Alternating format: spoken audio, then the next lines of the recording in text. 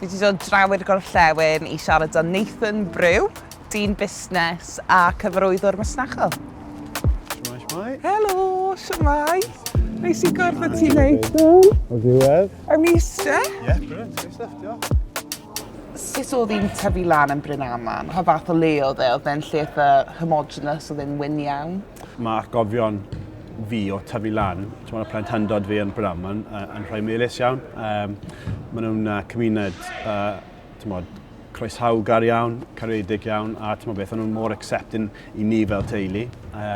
So, beth, dim byd sarhaus I fi I weid amdano'r lle yna. Fi a teulu oedd yr unig teulu di am filltiroedd, wrth gwrs, so oedd hwnna bach yn wahanol I falle fel wnaethoch chi tyfu lan. Ond na, beth, jyst atgofion gret. Mae hwnna'n rili neis I glywed. Ond jyst y teimlad pan ych chi'n cerdded mewn I lle ble mae pawb yn gwyn a ti yw'r unig person ddi, mae fe'n neu chi teimlo bach yn anghyffyrddus ar frydiau, jyst beth maen nhw'n meddwl, beth maen nhw'n gweud falle. Fi'n teimlo weithiau fel mae pobl yn teimlo fel bod cyfrifoldeb arnyn ni I ffixo problem sydd ddim rili I wneud yn ni. Problem pobl gwyn yw dim problem ni. Fi'n meddwl un o'r pethau mwyaf pwerus all ti'n neud fel person brown neu fi yw byw dy fywyd di'n hapus a sort of neud beth ti moyn neud a fel ti wedi mynd o rygbi a nawr ti'n dyn busnes fi'n meddwl falle ti'n neud mwy heb actually angen neud lot o gwbl. Yn siarad am fod mewn llefydd gwyn iawn, ti nawr yn dyn busnes a fel ni'n gwybod yng Nghymru does dim lot o dynion di yn gweithio yn busnes. Pa fath o brofiad ti wedi cael? Fi'n gwybod mae'n cwestiwn mawr. Peth o'n nhw'n arfer gweud oedd gyd ti'n job na gyda Scarlets, da iawn, os wyt ti wedi ticio gyda'r boxes na, so ti'n di, ti'n siarad Gymraeg, a ti wedi gwneud rhywfaint o gwaith yn busnes. O'n i fel, ti'n beth?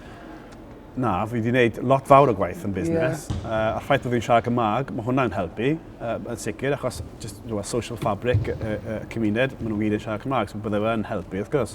Ond nes I ddim cael y job, just achos clyw fy croni, ti'n meddwl beth? O, mae rhan ei gwaed fi berwi. Ydy, ie. A ti'n meddwl beth? Mae fe rili yn, achos, ti'n meddwl, fe mor disparaging o popeth ti rili wedi llwyddo wneud.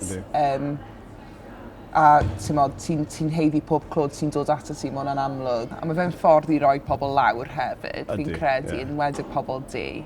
Ond weithio fe jyst yn survival technique yn dweud chwerthin off y joke neu chwerthin off y comment bach.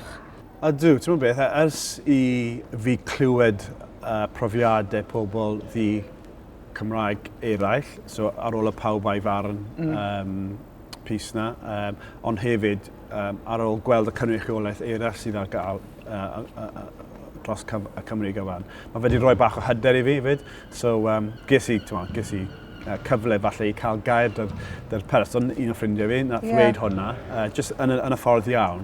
A just gweud, ti'n meddwl beth chi wedi gweud, mae hwnna'n anghywir, fi wedi gweithio'n galed, a sy'n eisiau fi gwneud hynny, wrth gwrs, ond dyma CV fi, dyma beth fi wedi gwneud dros y 10 mlynedd ar ôl I fi ymddeol o rygbi. Felly fi'n heiddi, fi wedi cael y job yma oherwydd merit, nid dim byd arall.